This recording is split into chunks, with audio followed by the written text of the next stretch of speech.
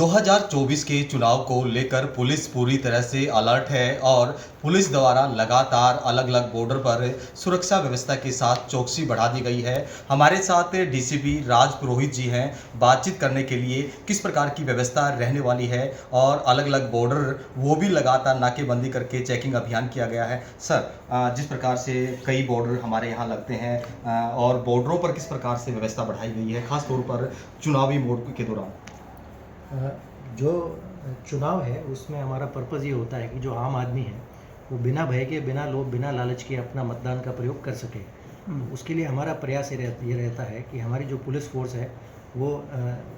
जो strategic points हैं वहाँ लोकेट की जाती है और उसके बाद वहाँ से जो भी जिस प्रकार की सामग्री है जो इन्फ्लुएंस कर सकती है, जैसे शराब है या कोई ड्रग्स हैं या कैश है, तो उस प्रकार की चीज़ों को हम सीज़र करते हैं। इसके अलावा अगर कोई प्रोक्लेम्ड ऑफेंडर्स हैं, कोई प्रोक्लेम्ड पर्सन्स हैं या कोई पैरोल जंपर है या बेल जंपर है, अगर इस प्रकार के आपराधिक तत्व हैं जो कि अपने बाहुबल से चुनाव को इन्फ्लुएंस करने की कोशिश करते हैं, तो उन पर हमारी लगातार नज़रें रहती है और उनको पकड़ने का प्रयास सतत रूप से जारी रहता है। इसके अलावा जो है हम जो आसपास के जो राज्य हैं, खास करके दिल्ली और उत्तर प्रदेश का जो यहाँ बागपत ज़िला लगता है, तो उनसे हम लगातार समन्वय बैठक करते हैं। इस प्रकार की एक समन्वय बैठक कल भी आयोजित की गई थी जिसमें सभी उनके आला अधिकारी मौजूद थे और इस पर विस्तार से चर्चा की गई थी, क्योंकि उनके यहाँ चुनाव पहले है, उनके यहाँ जो है द्वितीय फेज़ में है और हमारे यहाँ जो है वो 25 मई को चुनाव होना है। तो हमारे आपस में किस प्रकार का समन्वय रहेगा, हम आपस में एक दूसरे से कैसे मेल जोल करके और एक दूसरे का सहयोग करते हुए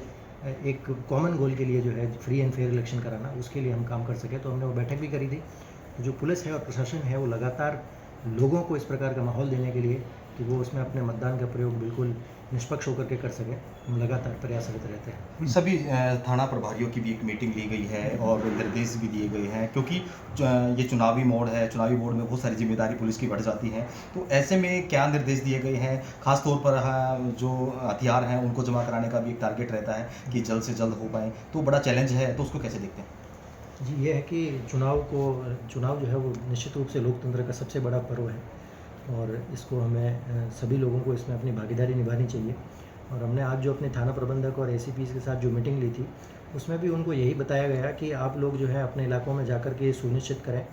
कि क्योंकि जो लाइसेंस धारक होते हैं उनके पास हथियार होता है, तो उससे एक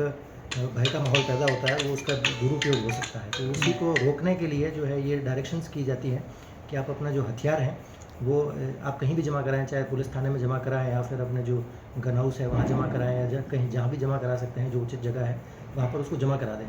तो वो उनको लगातार जो है थाने से मैसेज किया जाता है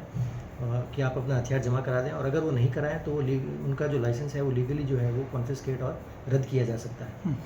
बिल्कुल, ये थे हमारे साथ डीसीपी राज पुरोहित जी और ख़ास तौर पर उन्होंने ये बताया है कि चुनावी मोड के दौरान पुलिस पूरी तरह से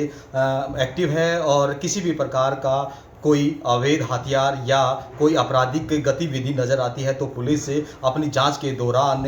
पकड़ने के लिए पूरी तरह से प्रतिबद्ध रहेगी। खास तौर पर जिस प्रकार से कई बॉर्डर सोनीपत के NH 44 से सटे हुए हैं, तो ऐसे में जो है पुलिस पूरी निगरानी के साथ पूरी चौकसी बढ़ाए हुए हैं और किसी भी आपराधिक गतिविधि को बढ़ावा ना मिल सके, इसलिए पुलिस द्वारा अलग अलग जगह नाका भी लगाए हुए हैं। सोनीपत से इंडिया न्यूज़ हरियाणा के लिए राम सिंह मान।